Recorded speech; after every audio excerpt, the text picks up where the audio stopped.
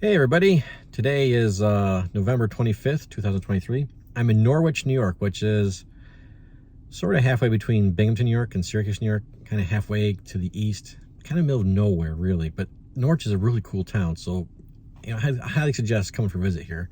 Plus they got a really cool model train museum, and it is worth the trip here, I'm telling you, but we'll go to that later.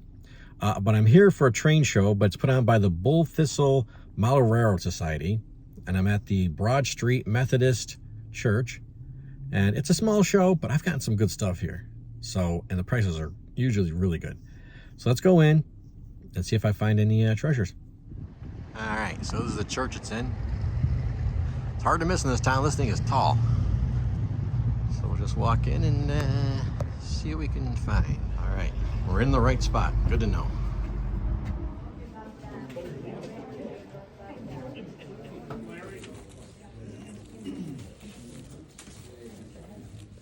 Oh, there's a museum in New Berlin too, right?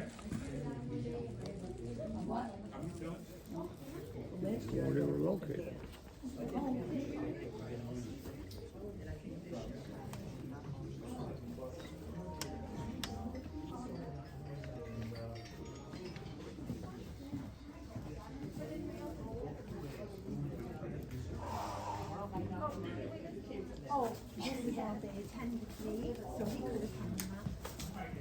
Okay, just a couple blocks north of the train show on Rexford Street is the Bulthistle Model Railroad Society's train museum. Now, usually this is open on Saturdays, I believe, from 1 to 4, but it's closed today because all the members are at the train show. But make sure if you come to Norwich, go to this place because it's full of all different scales of model trains and it's fantastic. Like I said, Norwich is a pretty cool town. Here's the old station. Tracks are still here. Trains don't run on it currently. It's owned by York Susquehanna Western, the old Susie Q. They got the old tower still here. How cool is that? So yeah, Norwich is definitely worth coming to for rail fans and people into model trains. Okay, back at home. Real quick, I'll show you what I got at the show. I got this Triag Hornby British passenger car. That's 15 bucks. What's interesting is the hook and loop that the British use. On this older cars, it's metal, and it has plastic wheels. Now you get these, the wheels are metal, the couplers are plastic. But it's a nice shape. Got an interior. Actually, can we see in there? It's got little place settings. Pretty cool. I guess I got a little British collection, so I like this British stuff, especially the Hornby stuff. Put that aside. I picked up this building. It was 3 bucks. I don't think it works. I tried plugging it in, but whatever. But that's a little pump. And here is a reservoir.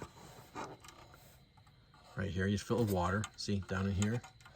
Pump it up, put it down in the wheel. And I think somebody glued the wheel. But you know, I can just break that and build an axle easy enough if I can get the little pump. I do think they sell a little replacement pump, so if I want to make it work. But 3 bucks.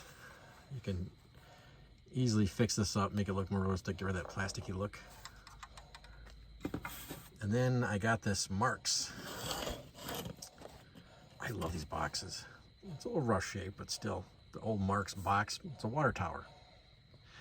It's got a metal ladder, and it's got the wires, and I put a battery on it, didn't light up, but maybe just because the battery doesn't have enough juice, but still, that's a cool find. I love finding these little pieces. All right, so that was my finds for the day. Like I said, it's a small show, but hey, these prices were pretty reasonable. That tower was $10. And I don't know if you hear my Polar Express chugging in the background, but I got that running, in case you're wondering what that sound is. So yeah, I had a great day. Got to see a real train, got to go train show. Unfortunately, the museum wasn't open because everyone was at the train show. And then I went over to a brand new model train shop, but that'll be a separate video. All right, guys, thanks for watching. And as always, where there's trains, hey, odds are pretty good I'll show up.